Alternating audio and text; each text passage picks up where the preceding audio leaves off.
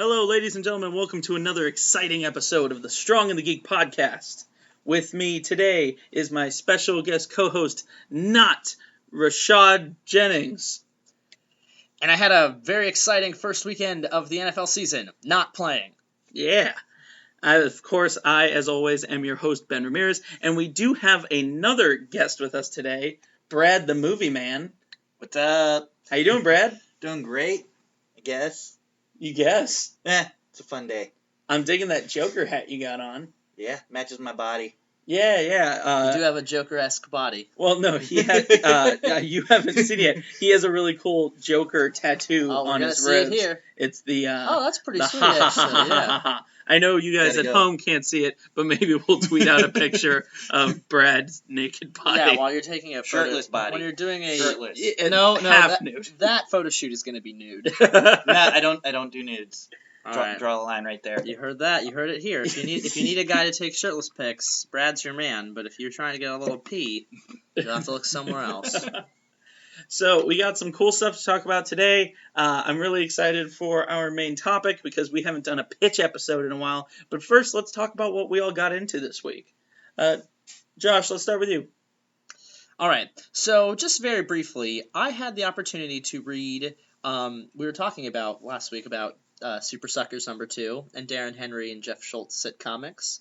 I had the chance to read issue 2 of Super Suckers, and happened with issue 1, issue 2, fantastic. The story was really funny again. Once again, it is like reading a sitcom with all of the silliness and obviously ridiculous jokes and stupid situations they find themselves in.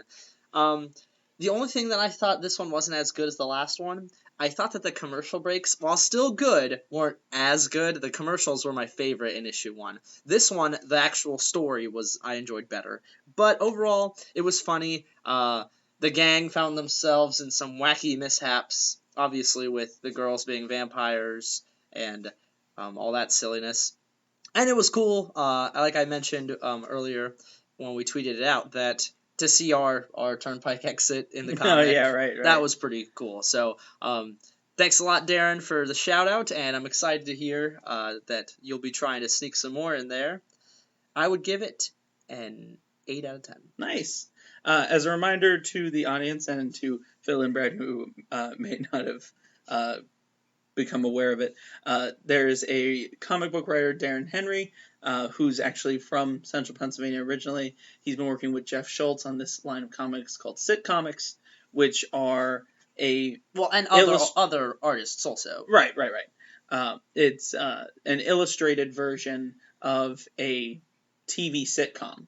So the book is supposed to be like a 22-minute, 30-minute with commercial break type thing. They make fake commercials to go in it. So when you're reading it, you have to kind of put a laugh track in your head after almost every single beat, because you know how sitcoms are. It's like every third line is supposed to be a joke.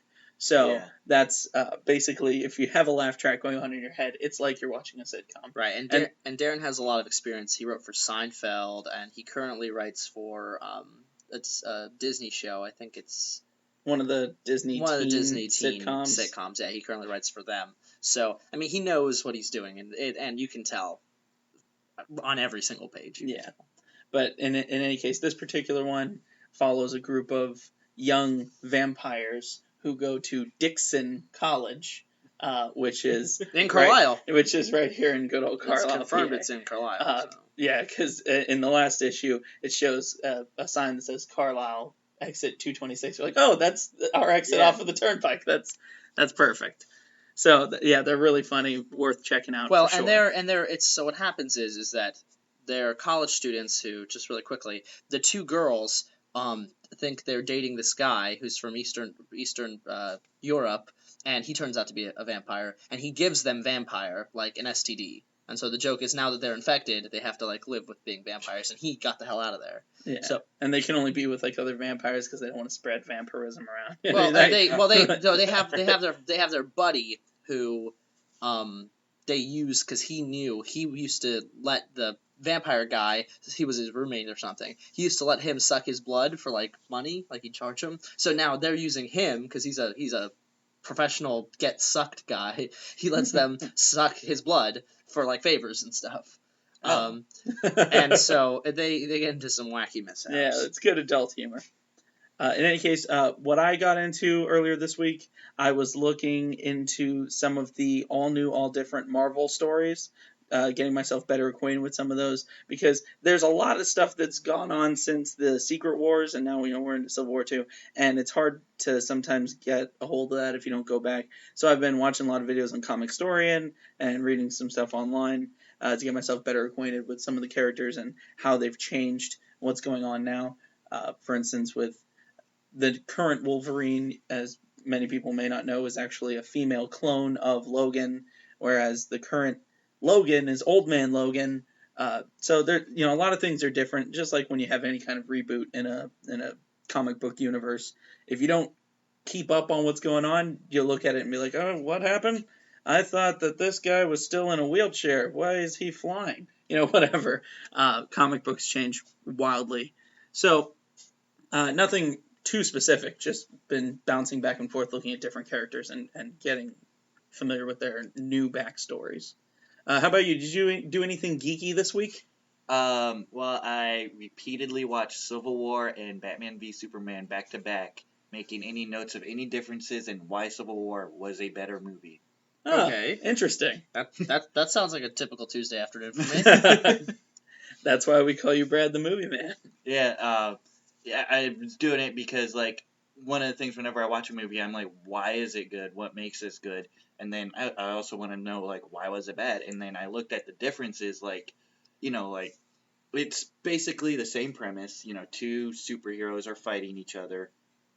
And in Batman v Superman, it's kind of like why. In Civil War, there's a clear understanding as to why. And they actually don't want to fight each other, but because of their convictions, they have to. Right. Well, and that's just the kind of thing where you've had so much more time to build up to it, as opposed to kind of trying to rush it out the door. But that's been spoken of. A lot of people have pointed out the fact that maybe if Batman v Superman would have come a few years from now, after we've gotten a couple more Batman and Superman movies under our belt, maybe a Justice League or two, then there might be more of an emotional payoff there. Yeah. So I totally agree with you there. Now, for the people at home, I do want to give a little spotlight to our buddy Brad here. The reason why we call him Brad the Movie Man is that Brad's a filmmaker and is going to film school, or going to be going to film school. Yeah, hopefully I get into Full Sail. I went to Hack for theater and everything. And you did a short film project out in Cincinnati, correct? Yeah, I did a little short 7-minute movie for the 48-hour film project called The Date. It's about this girl who goes out on this Tinder date with this guy and ends up making out with their server by the end of the night because he's such a douchebag. So. Oh, very cool. Very cool. I'll have to check that one out. Yeah. It's not up on anything yet. I have to... Oh, so I can't download it illegally? No, I have to edit it real quick to make it my director's cut. Oh, of course. The Ultimate Edition. The Ultimate Edition, which is actually going to be better. Right. And I also helped with this one YouTube series called Dan vs. the Day. Okay. It's a great little series. I had a lot of fun with it. We all did. Very cool. What's Dan vs. the Day about? Dan is a stoner who finds a book that used to be a wizard that curses him every day, and he has to live out a different curse every day. And he and his friends just have to try and figure out a way out of the curse. Oh, it sounds pretty interesting. Yeah, that's actually a really cool premise. I played Dan. Then my one friend Julia, she plays Zoe. It's just a lot of fun. Very cool. All right. Now, are there any projects that you're working on right now that you'd like to give us a little taste of, or is it all under the? Well, I was telling you when we met at the bar about that lighter movie. Oh yeah, the lighter movie sounded like a lot of fun. I didn't want to give it away if you're keeping it under wraps. No, Josh, you'll love this. Still writing that. It's Let's hear it. Whenever you lose a lighter, you don't know where it goes or anything. Mm-hmm. This movie answers that. It's day in the life of a lighter, and it's narrated by the lighter itself. Really? Now, is the lighter like anthropomorphic, or is it just a lighter? It's just a lighter. So it's not like a lighter with human qualities. it's narrating the story, so it has human inner thoughts. But it's Right. not like an It's not- animated. yeah, it's not not like walking animated. No, around. yeah, it just sits there and it is a lighter. So it's not Sausage Party with lighter. Yeah, no, No, it's it's not. just a Bic lighter that. Sausage Party was amazing. It was pretty good. It's just a Bic lighter that Mhm. finds its way into a bunch of different people's pockets over the course of a night. So Yeah. it sounds like that could really be a real human story about the other people. Like you learn about them and what they do with the lighter Yeah. through the eyes or eye. Yeah, of that's the what lighter. it is. That's one of the takes I'm taking on. It is about the lighter, but you learn more about the people than the lighter. Lighter, has this whole Right. story arc. He learns something about himself by the end, but You need to have like the crescendo, or something of the lighter being used to commit arson for like and the lighter's like, Jesus Christ, what am I doing? Like burning down like the state capitol building or something, and some anarchists are like, fuck this guy, and the lighter's like, no, I don't want to do this. It's like, I think that'd be pretty cool. That's an interesting that turn. took a very dark turn that I wasn't really going to with this. The end of the movie, the lighter gets back to its original owner. Aw, well, It's a happy story. It's Homeward Bound, but with a lighter. right. Yeah, it's a happy story. Or have the lighter be used to light some candles for this weird sex thing, and he's like, "Oh, turn this off! I don't want to see this. I don't want to see this." Eyes wide shut. Yeah, exactly. Like that sort of thing going on. Very good. That's something that we could do as a spoof, is that lighter going through different movies. Yeah, have the him be the That's the family opera lighting, the candelabras that come out of the ground. Like he sees that and he's like, "Where the fuck am I?" Why is everybody singing? No, for that whole scene, the lighter sings too. It's like, "What the hell happened to me?" Gets out of it like, that was weird. Yeah. Have an like- animated part a bit where he's the animated lighter in South Park or something. I don't know. Yeah, we're genre jumping now. That's a solid, interesting idea. I think it can make for a really fun, indie project sort of film. That and I'm trying to find some people to help me out with this. Couple 5-minute episodes of it's gonna be Codename Evil Duck. Codename Evil Duck. Codename Evil Duck. He is a special ops commando. Who is a duck? No, Oh, he is okay. not a duck. That is his codename. He carries around his lucky rubber ducky. Ah, okay. Yeah, he always has it in his pocket, and that's just Now, one of the things. Now, is that a action-driven comedy, or is that an action movie with just some comedic elements to it? It's going to be an action series with some comedic elements to it. Sounds pretty good. Yeah. So, just one last bit of news before we We move talk on. some news. Just really quick. In regards to, there was some news out about Wolverine 3, and so some of it's actually a little bit older, but we never talked about. So one, Patrick Stewart is confirmed he will be Professor X back in Wolverine 3, Good. but he was talking about how he's going to be kind of having a different take that we haven't seen from Charles Xavier yet in any of these movies. Okay. So I don't know what that means. If he'll show up with machine guns, Rambo style, or Maybe he can walk. yeah, maybe. He did walk in Days of Future Past. Yeah, so we know that since the universe has been changed now, we foreseeably we'll see those ramifications in Wolverine 3. Professor Xavier, you got your legs back. The other thing, the hell's that, man? Crickets? we got I guess my joke was shit. Crickets? Can you guys hear that? We have a cricket in here. I guess we have our other special guest, Jiminy Cricket. Jiminy the asshole. Son of a bitch. Anyway, the other news from Wolverine 3 is Bryan Singer has confirmed that, we got a taste of this at the end of Apocalypse, but yes, Mr. Sinister is going to be the villain in Wolverine 3. Very Confirmed. cool. Very cool. So there's no more, debating, was Mr. Sinister going to pop up in Deadpool 2, or is he going to be in the next X-Men that takes place in the 90s, or anything like that. So I guess the word on the street was that this is going to be, I know you mentioned this, it's going to be an Old Man Logan side of, part of the story or something? Yeah, obviously it's going to have to be really loosely based on the comic, because, the number one... Well, the majority of the villains and the characters he runs into in the Old Man Logan storyline, they have no rights to. his partner in it is Hawkeye, and he fights Bruce Banner as the Hulk, and there's like Mysterio, which I don't know if they would have Mysterio. There's all the That's a Spider-Man villain. Yeah, the majority of the actual X-Men characters are only shown in a flashback, Right. because this is 50 years after they've all been murdered. Yeah. And then Red Skull is in it. There's a lot of characters that they have no rights to, so they might just have like Hugh Jackman with some gray hair and just be like, he's old now and everything sucks. And everybody calls him Logan. No one calls him Wolverine. He's anymore. old man Logan, and look, he has a family. Oh, but then they got murdered by the non-Hulk gang. Yeah. Yeah, it's going to be a very loose adaptation if anything else. In fact, I would be that same storyline would make more sense if they just made an old man Hawkeye. Yeah. You know what I mean? To old man Hawkeye, and then just leave out the Logan part of it and make it, because they would have almost all the characters. Jeremy Renner movie. All right, so I think it's time for the Geek of the Week. Geek of the Week. You gotta go ahead and make a sound effect. Yeah, that's where you make a sound effect. Geek of the Week. Yeah, very good. All right, that was Creative. Crickets. Yeah, it wasn't bad. Sorry about those crickets. I tried to find them. It was Jiminy told me to do They it. are He's hiding making somewhere. plenty of that. So our Geek of the Week this week comes from Europe. Oh, the land of enchantment. Yes, the land of 1,000 suns. What?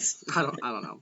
So you know that Nintendo is getting ready to this holiday season release their little micro NES that comes preloaded with 30 NES games, and it will connect through like USB or something, and it's really tiny, pocket sized, but it has all our favorite NES games loaded on it already. Super stoked. But our Geek of the Week isn't that. So one young man from Europe. Presumably from Europe. The story was covered by Eurogamer. But his name is Hugo Dorson, and he took it a step further by creating his own mini Super Nintendo. He took this little shell of clay and painted it, and so it looks like a little Super Nintendo, like handheld, pocket-sized. Okay. But he has it loaded with, like on its chip, it's loaded with, like, 16 different games or something like that. Okay. Or a whole bunch. I don't know how many exactly. But it has, Doom, it has Yoshi's Island, Kirby All-Stars, all that stuff on it, and then you play through USB. It has 2 USB ports. And, yeah, you can play all your favorite old SNES games. Can you plug in an actual, like, old SNES controller into it? No, it's really small. It's like hand size. The Super Nintendo controller ports, remember, were pretty big. Right. It's like, no, you use USB. Oh, okay. Well, that's awesome, though, because, I mean, I've said this to everyone. The Super Nintendo is still, to this day, my favorite system of all time that I've ever owned. It had the best lineup of games. That was before there was really this whole, like, console war thing, you know what I mean, where there's exclusive deals here and there. Like, Nintendo made all the best games. They had the best hardware. That was the heyday. Yeah, like, I mean, if you were someone who was like, oh yeah, I have a Sega Genesis, it was like, cool, but not that cool. Enjoy Vector Man and Sonic. And Sonic, yeah, and Killer Instinct maybe. But I'm going to be over here with Mario and Link getting blowjobs from Samus. That Clay Fighters game, though, that was on Genesis was pretty sweet. Oh yeah, I remember Clay Fighters. Yeah, with the snowman and all that kind of... That game was pretty dope. But yeah, so... Geek of the Week, there you go. Congratulations. Yay. Geek We will probably never play your Super Nintendo, but we respect it and like it. All right. Now, before we move on, I think there is one little bit of geeky tech news that we should discuss. The iPhone 7 does not have a headphone jack. Woohoo! Hooray! I know, you're the Apple guy. I'm an Android guy, so it doesn't affect me one way or the other. He's an Android, I'm an Apple. Brad? I like MacBooks, but I have a Samsung. Okay, Fair so enough. you're on the fence. That works. So long as you don't have the Galaxy Note 7, because those have been exploding, and Samsung has issued a recall on all of them, and they're going to kill the ones that don't get recalled.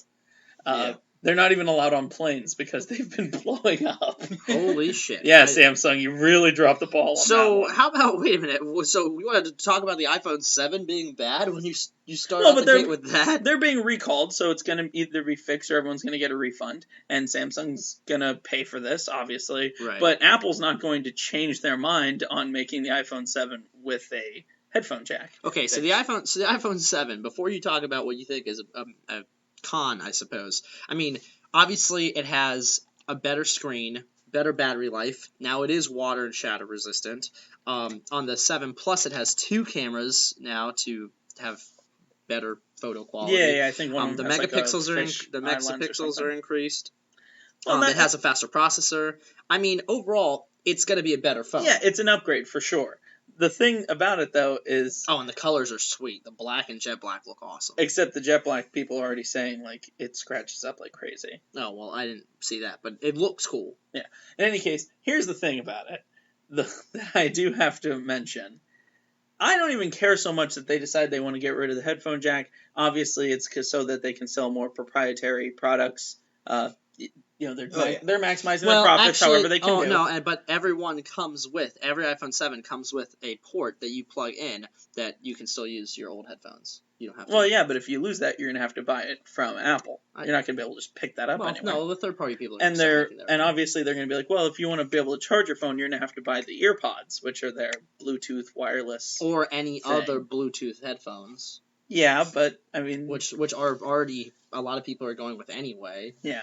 Well, in any case, the point I'm making is not so much that they made that decision. That's whatever. It was when they were asked about it, what the I don't know, Tim Cook, yeah, the CEO, his response. Did you guys see what he said when they asked him, why did you choose to remove the headphone jack? He said, well, we were the only company with the courage to do it. Right. I'm like, courage? You're gonna use the same word that we used to describe like firefighters and soldiers. I mean, to be like, we were so courageous to take the headphone jack off. Right. Well, they would be really intimidated by the headphone makers of the world. Right. You know, with hearing Radio Shack going under, they were like, shit, we need to make a move here. We got to change up the formula. We are courageous. Right. I think a word might have been like, we had the gumption to do it. Yeah. Or like, we thought it might be cool. Right. But courage seems a bit a bridge too far. Now, here's the thing, though, really quickly. To be fair, headphone jacks, those audio ports, are very easily damaged.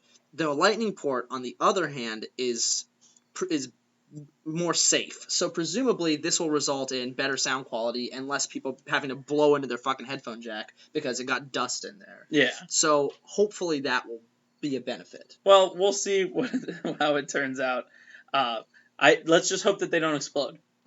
That would be good. I mean, the biggest problem that iPhone, I think, has ever had was the bending iPhone 6s. So yeah, right. They're on par to be okay. Yeah. And the older ones, if you sneezed, you would crack your screen. Yeah.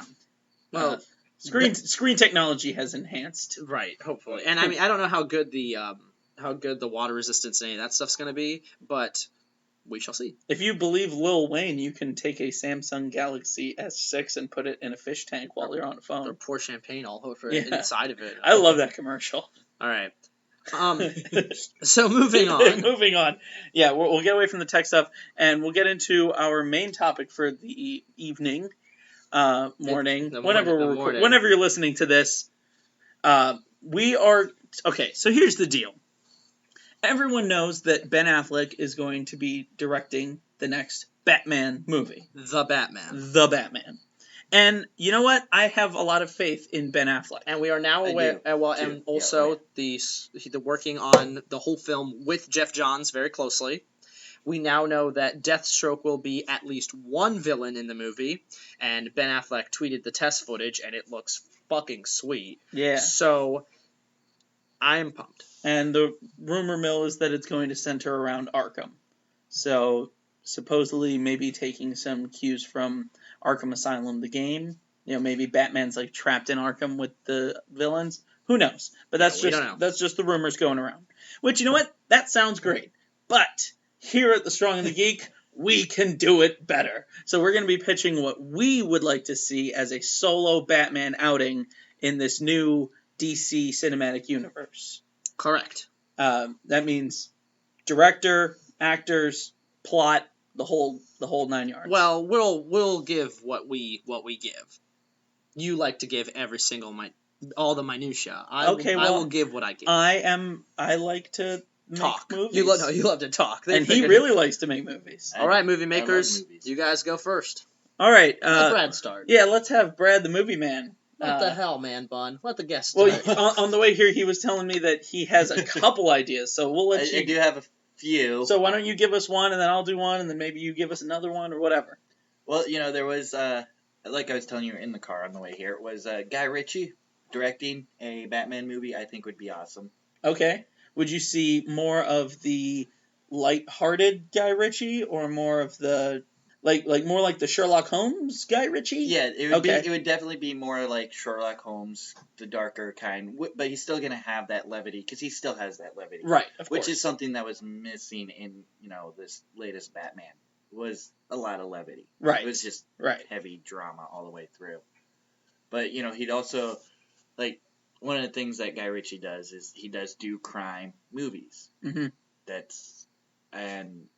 So if you take Batman and you put him into a Guy Ritchie film, it's going to be about the crimes that the bad guys are committing and how Batman, as a detective, will solve these crimes. It'd be like, well, because he did direct Sherlock Holmes, and right. I mean, Batman is a modern Sherlock Holmes. Yeah. He is the world's greatest detective. I'm sure Sherlock Holmes was probably one of the direct influences of the character. Right. Well, and in some Elseworld stories, Batman works with Sherlock. So. In other ones, he works with Detective Chimp. My man. And as for playing Batman in this, I would like to see Chris Evans. Oh, okay. Interesting take. Oh yeah.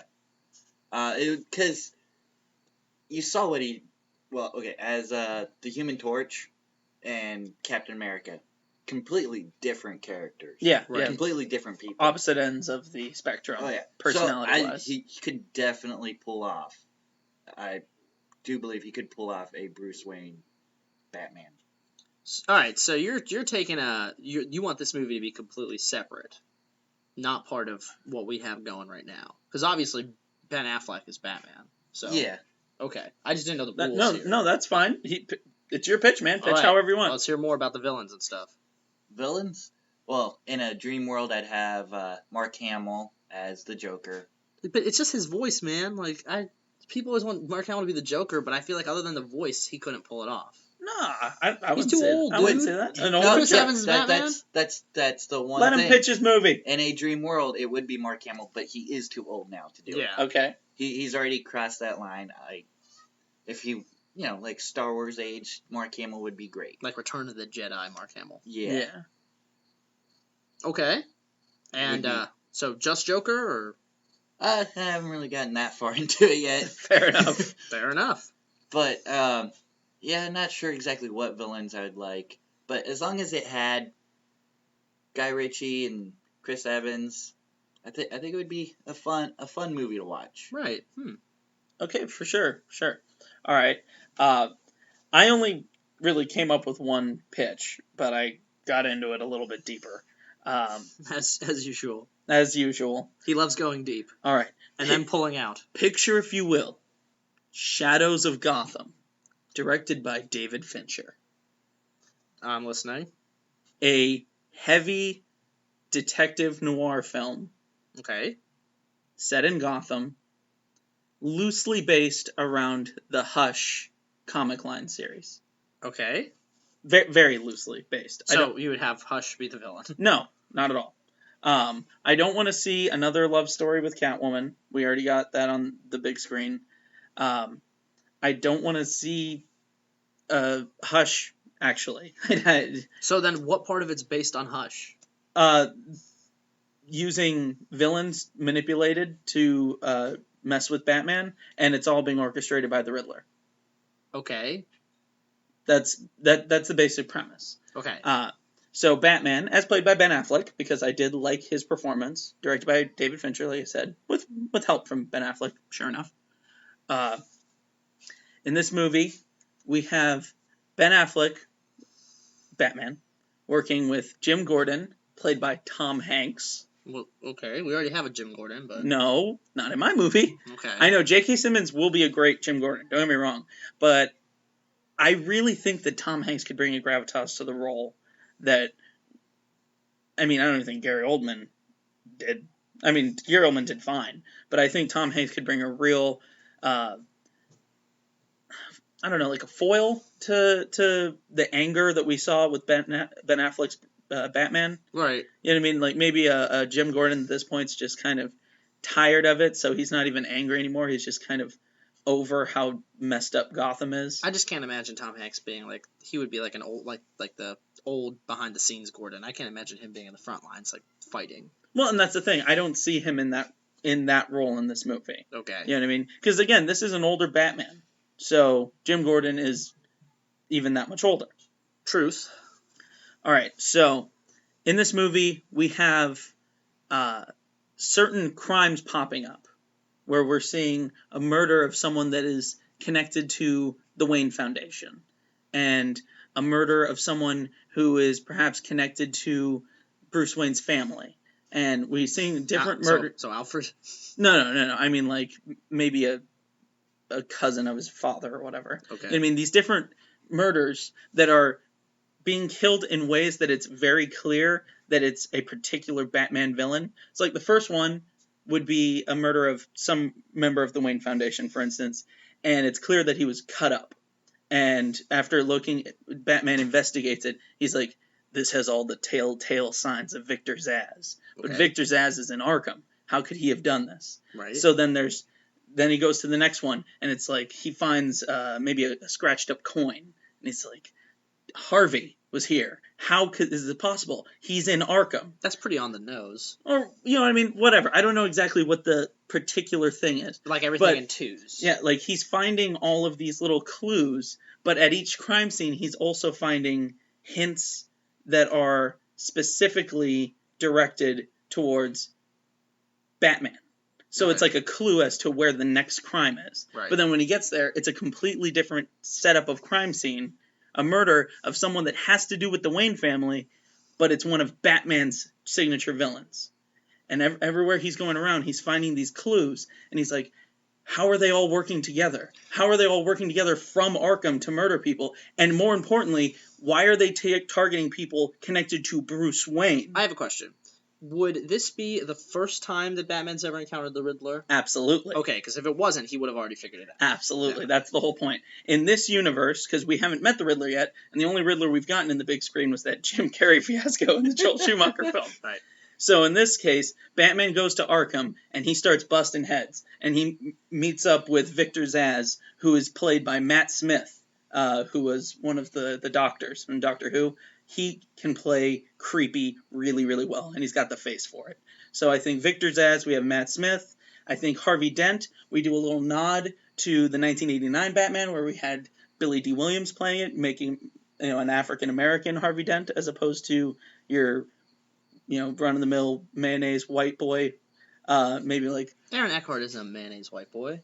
Yes, he is. He's a good actor. He's a good actor, but he is a white boy. All right, well- His name's Aaron. Yeah, and this guy's name's Harvey. Fair enough. Harvey could be a black name, I All right, suppose. that's true. But for Harvey Dent, maybe like he might be a bit young. I was thinking actually maybe like Chad Boswick. Chadwick the current Boseman. Chadwick Boseman. Sorry, Chadwick Boseman. the current Black Panther. Yeah. We saw a lot of great stuff from him in that movie, and I'd love I'd love to see more. Can't wait for the Black Panther movie. Absolutely. So he's going to these, and the one thing that is showing up at all the crime scenes that's the same signature that he's like, okay, there's something else going on here, is a question mark. Somewhere in the crime scene, he's finding a question mark, and he can't get to the bottom of it until he meets the psychiatrist that sees all of the Arkham patients, Dr. Edward Nygma, played by Leonardo DiCaprio. Well, yeah, we have always wanted a Leo Riddler, but Riddler isn't a psychiatrist. In this universe, he is. And that's when Batman starts digging into him, because he's like, he's got to have something to do with this. Right. There's no way, like, he would have access to know how all these people would commit these crimes, so he's got to be the one. Because Batman's going to put that shit together.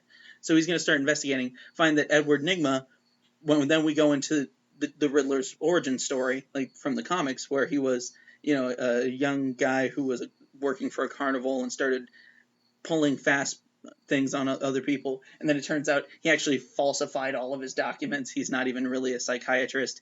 He's a crook. You know what I mean? But Batman's like, but why is he doing this? Why go from petty crime and fraud to murder? And specifically, why is he targeting Bruce Wayne, but then using Batman to do so? And that's where Batman figures it out. He knows who I am.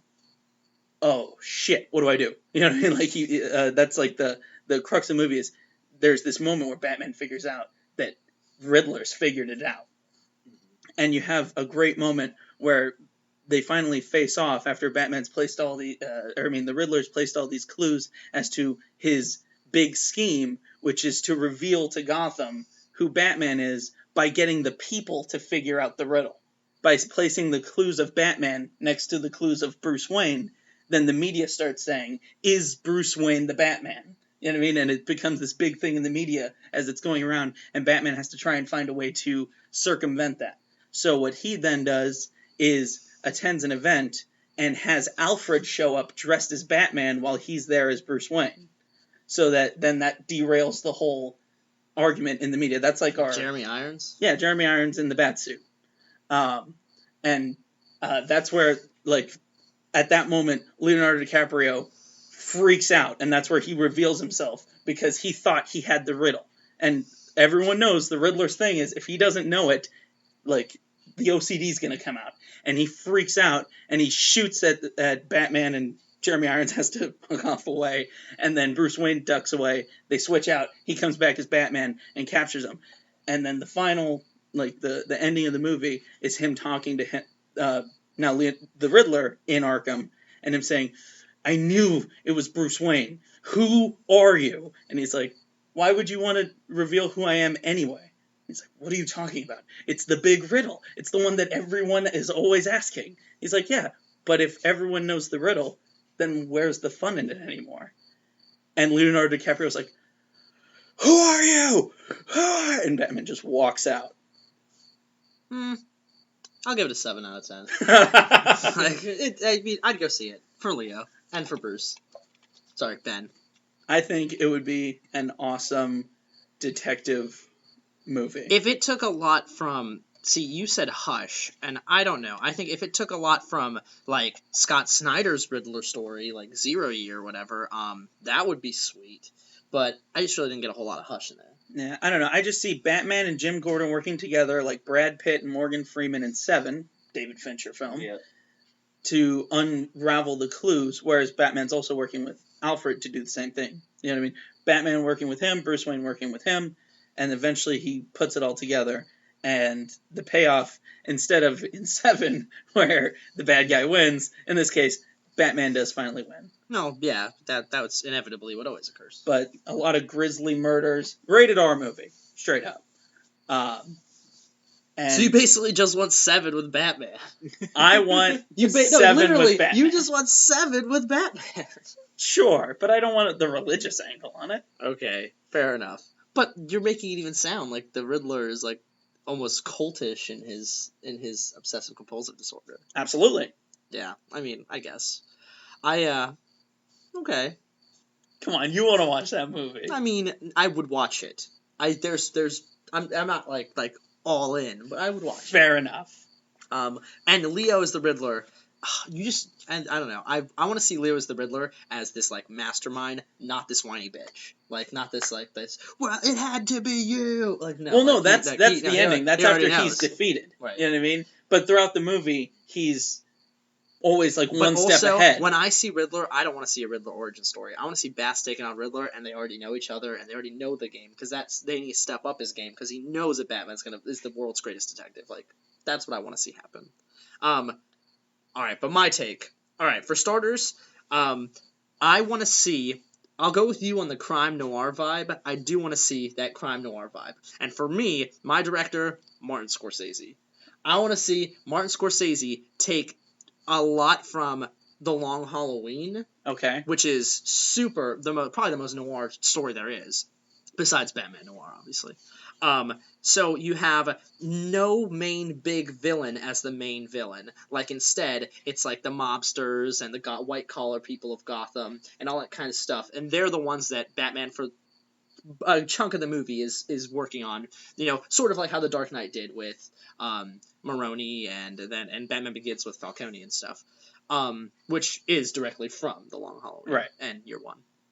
I want to see Bats doing that sort of stuff, working with them. Now, at this point, obviously, since Batman's been operating for 20 plus years, he knows the crime families pretty well. So when he starts seeing them acting like weird, like not against their normal interests, you know, his criminals are easy to figure out, and now they're doing things that are unusual, that's when he thinks like, well, there's got to be some weird other endgame here, and that wasn't a nod to Endgame.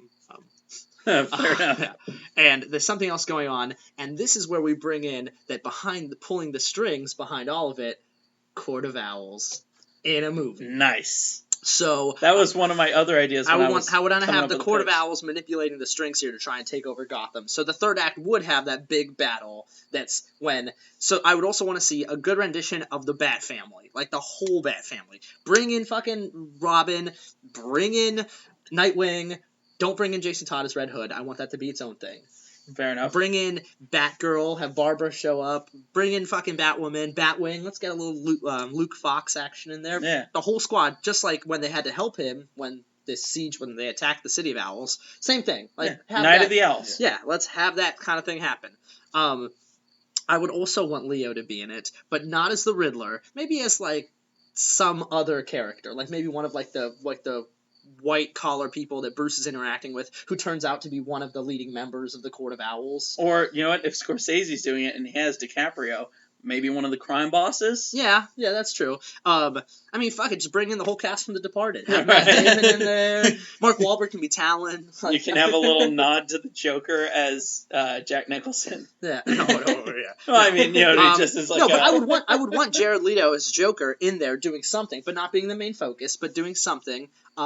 Just like Jared Leto would be pissed about that. No, I mean just like in Long Halloween, how the Joker was for the New Year's chapter, a big deal, or sorry, the Christmas chapter, but not right. Well, I think actually both of those, but not like really the big focus of the movie. So yeah, bring in J.K. Simmons, obviously Gordon, Ben Affleck Batman, Leo doing something, Jared Leto can have, Jeremy Irons we can have, some other characters. I don't know. I'd want to see Lucius Fox brought back into the universe. So, I mean, Morgan Freeman's off the book. So maybe, like, I don't know, Denzel? No, Will Smith. No, Will Smith's Deadshot. I don't know. One of them. Hey, you know what? Billy D. Williams. Yeah, well, maybe, yeah. But to play his son. For Luke, for Batwing, that one I'd have to think about. But the guy who played, what's his name? The guy who played Johnny Storm in this new Fantastic Michael B. Jordan, maybe make him Luke Fox. That'd be cool. Or Chadwick Boseman. I was gonna say Jaden Smith. Yeah. Oh God, no. Well, no. Then you have Will Smith and Jaden Smith in the DC Cinematic Universe. I would want to see. I think I would want to see Tim Drake, not Damian Wayne, because that would have to get us into. Whoa, wait, he has a son. Like, yeah. Tim Drake. And he could even be his Red Robin version. I don't care. Yeah. Nightwing is the one that I would hope that they cast really well, and because I feel like Nightwing and Bruce, they'd have to have a very good like butting heads, but still have that father-son kind of thing. Absolutely. So that'd be pretty sweet. Yeah, I don't know. I don't really have. I would want the sound. I know he's not doing them anymore, but I want Hans to do the soundtrack. Oh yeah, absolutely. Or at least maybe Junkie XL can keep the reins going from there. Directed by Scorsese. Script from Jeff Johns and Ben. Yep. And then Scorsese maybe help with that. Right. And yeah, I think it'd be pretty good. So you don't have anyone in mind for Nightwing or Red Robin? No, I'd have to think or Barbara. I mean, it would have to be a longer thought because for me, I'm very protective of these characters, so I have to pick actors that would like do a really, really good job with each one of them. I mean, for Batgirl, you want to go with... I mean, I don't know. I wouldn't be totally against having maybe, like, Jennifer Lawrence be Batgirl. That'd be kind of cool. Yeah. I was going to say, I think Emma Stone could be a good Batgirl. Oh, maybe. Her voice is kind of raspy. Her voice is kind of raspy. But no, I mean, maybe. I just don't see her as as a superhero. Yeah. Katniss Everdeen's pretty superhero. Fair enough. Nightwing. Ooh, I don't know. I gotta stick on the Hunger Games train. Maybe Liam Hemsworth.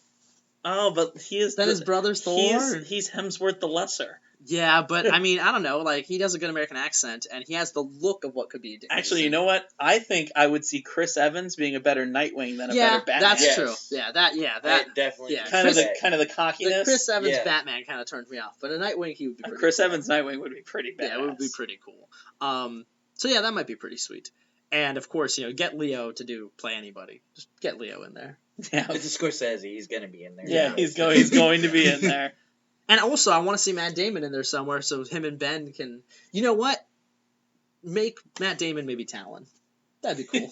Yeah, that'd be cool. Yeah, make Matt Damon Talon, and then him and Bats get to go to blows, and we can all laugh at oh, this is like Ben Affleck Dogma. and Matt Damon are fighting. Yeah, and Kevin Smith can have a cameo.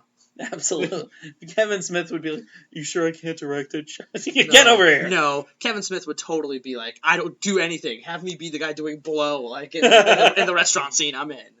So that would be my Batman movie. No, it's funny that you mentioned Scorsese as we were coming over here. He was like, I would want to see one with Guy Ritchie. I'd want to see one with Martin Scorsese. That's why I gave him a little point whenever you said Scorsese. I was like, hey, he thought the same thing. I think a Martin Scorsese Batman movie would be really cool. Like, The Departed Batman style. The Debatted. Yeah. There is one scene that I don't care if it ever gets made into a movie. As long as I get to read it, I could die happy. And that is just the Batman interrogating the Joker, but written by Quentin Tarantino. Oh, that'd be kind of cool. Yeah. Yeah. Like if it, it doesn't have to be the whole movie. Just that scene where they are just sitting talking, like Batman is interrogating the Joker, and he is the king of dialogue. He is. Right. Yeah. If I had to pick one scene that I just wish I could see, I would just love to see two things. One, I'd love to see that when Batman figures out that it's Clark, the first that scene that from World's Finest. I did want to see that live action. That would be cool. But another one I've always wanted to see is Bruce being like a solid his ultimate detective work where. I mean, we don't see this in the movies too often. You got a little bit of it in The Dark Knight when he was doing the bullet analysis, but really you don't get to see Bruce doing he finds, one little thing and, calculates it in his mind and just knows exactly what it is, and everybody's like, how did you even see that? And it's just like a little, little Ben Affleck, his little smile, and then just keeps going, and they're like, how does he do that shit? That'd be cool. Yeah, absolutely.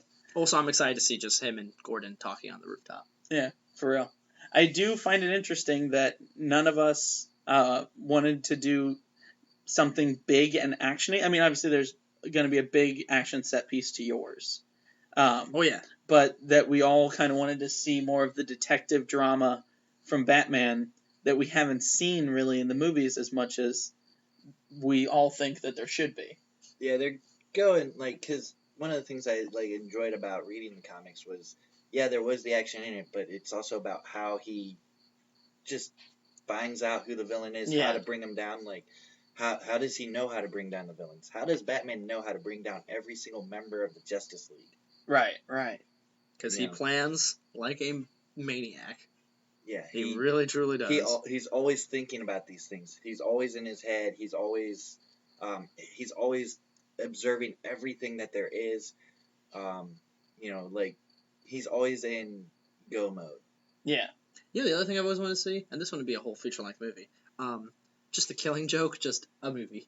Live action Killing Joke. Well, the funny thing about that is... beat for beat live action Killing When you were mentioning the Tarantino directed scene between Batman and the Joker, I thought, what if Tarantino did a live action Killing Joke? You know what I mean? You have the dialogue between Joker and Jim Gordon. You have the dialogue between Joker and Batman. You have these great moments that are just... And even the dialogue between past Joker, the flashback, with the thugs at the bar. I mean, that has Tarantino written all over it. Yeah, but I wouldn't want him, sticking his nose and writing his own lines. No, let Alan... do Alan Moore's script. Yeah, because... what he said there is let Alan Moore keep the script, and what I want is Tarantino's own take on that. Yeah. I don't want Tarantino taking something that already has the story written. I want a brand new Tarantino story for it. Fair enough. Yeah, Because he'd come up with something great. I honestly wouldn't give a shit who directs, as long as they don't totally butcher it. I don't care who directs the Killing Joke adaptation, just as long as it just stays. Just take the panel and just make that happen. Zack Snyder would do that. Yeah, that's what I'm saying. Yeah, let Zack Snyder do it. Yeah, we'll be good.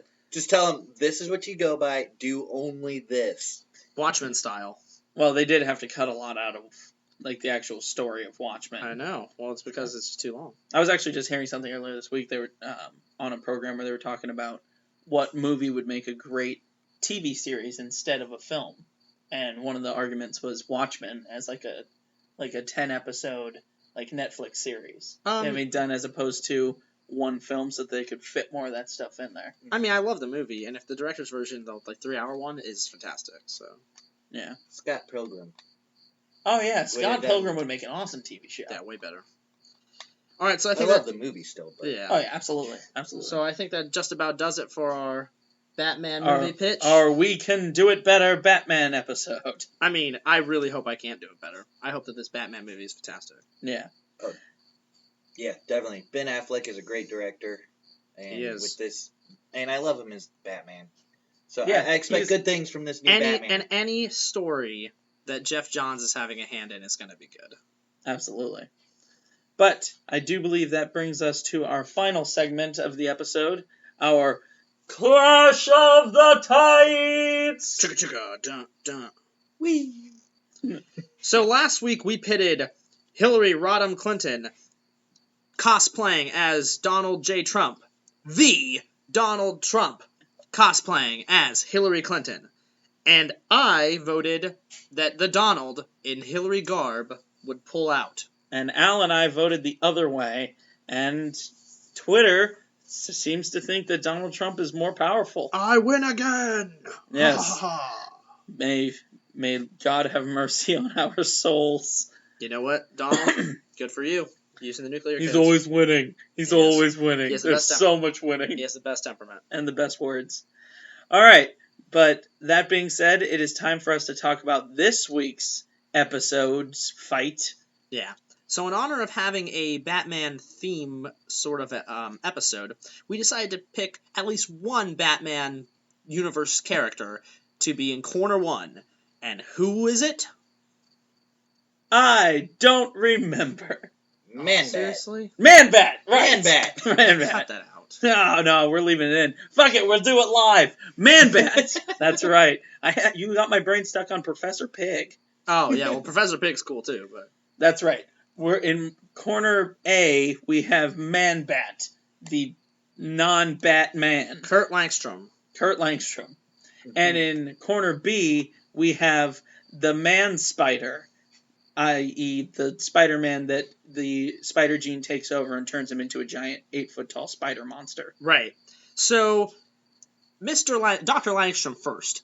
Obviously did a lot of work with bats and their genetics, and obviously in an attempt to work on some diseases or something like that, has this serum, he takes it, turns him into the Man-Bat, he has enhanced strength, the ability to fly, echolocation, basically all the things that a human were-bat would have. So, I mean, he's a pretty heavy hitter. Absolutely. Now, on the other side, we do have Man-Spider, which Man-Spider is a giant mutated Spider-Man. That's true. He has 6 arms. He's got a face like a predator. You know what I mean? The fangs and the mandibles. Mm-hmm. But he also still has like webbing abilities. Right. And he's just like all rage and strength. So I do think that this could be a pretty interesting matchup, especially because Man-Spider can also shoot acid out of his mouth. Ooh, and acid is bad. Acid is. That's my take. However, he cannot fly. Yeah. Which is where Man-Bat might get Have an the advantage. And there's the whole echolocation, sonic scream sort of thing going on. So, Brad, let's hear your take. Well, okay, so Man Spider still has the webbing, so the flying thing, I mean, he could still web him. Right. Web him, bring him down to his level. Web all over his face. Yeah, just web him all up. Web in his Just hot hair. web Which is everywhere. hot webbing. Pull back and just web all hanging over. from his eyes. Yeah, just all over, dripping. Sticky white web. And then you just cut to black. Yeah. Semen. Alright, so you're thinking... Oh, the crickets were loving that joke. So I'm thinking it would... You were thinking It would be a fight to watch, a fun fight to watch, to see, but it would be they'd be equally matched. But I think Man Spider might come on top of this one Right, with his gooey hot web. with his gooey hot web and the 6 arms. 6 arms are better than 2. And Man Bat actually has wings, so Yeah. He does. Now here's why Like a bat. Here's why I have to agree with you. I think the way this is going to play out is going to be the way it plays out in nature. Man Spider is going to make a giant web. Man Bat is not going to be able to stop his inertia, and he's going to fly right into it, and then he's going to fly up there and just bite his neck out. It's going to be straight up Spider versus Fly, and he's going to use his superhuman spider strength to rip his head off. So my vote is also for Man Spider. Alright, so here's my take. I'm actually going to go with your same argument that it's nature, but the flip. In nature, bats are much better at eating insects than insects are, or arachnids, than arachnids are at eating bats. Right. So here's my... But that spider's the same size. Well, here's my take. I think that the ability of flight is going to be a significant advantage. The ability to, if they're in pitch black, his echolocation, going to help him out. And I think overall, yes, he does have 6 arms, but spiders are much less durable than mammals. I don't know. I think Man Bat's ability to, fly from behind, pick him up by 2 of his arms, and then maybe rip them off, fly away, fly back, rip off the other arms, and then just man bat all over his webby face. I might have to give it to Langstrom. Little hit and run technique. Yeah, I also think Guerrilla tactics. Yeah, I also think that the Man Bat has more experience. So remember, when Peter Parker is Man Spider, it's brief and he doesn't know what the fuck to do. It is Rage Monster too. Whereas Kirk Langstrom as Man Bat, although yes he's in this beast mode, he still knows what he's doing for the most part. So I don't know. I think that I'm gonna have to give it to Kirk. All right, well, you heard it here. We'll put it up on Twitter, and we'll let you guys vote on which one you think will be the victor in this matchup. Man Bat or a Man Spider? Yes. This is a very masculine. I'll have to make sure that I don't accidentally type that backwards. Yeah. Batman versus Spider-Man. Oh, man. That's a good fight. Spider-Man? Batman? I don't know. Anyway, you heard it here at the Strong and the Geek podcast. Now, Josh, where can they listen to us? You can find us on iTunes, Strong and the Geek Podcast, YouTube, Strong and the Geek, SoundCloud, Strong and the Geek. You can email us at strongandthegeek@gmail.com. You can follow us on Twitter, me at RamResForPrez, him at The Ben Ramirez. And Brad, where can we check out some of your movies and stuff? I don't have a channel up yet. Fair enough. Oh, well, when you get one... Defphones Inc. for Dan vs. the Day. Okay. Defphones Inc. Defphone. Defphones. Okay. Defphones. Defphones Inc. Nice. All right. Join us next week when we'll have another exciting episode for you where we talk about all things strong. And all things geek. Goodbye. Bye. Oh, and thank you once again, Brad, for being our special guest. Yeah, no problem. Oh, yeah, totally. All right, you all stay strong. And stay geek. Dun, dun. Chicka chicka. The goddamn cricket. Let the cricket do the post-credit scene. Oh, I'm a cricket. Thanks for granting my wishes, asshole.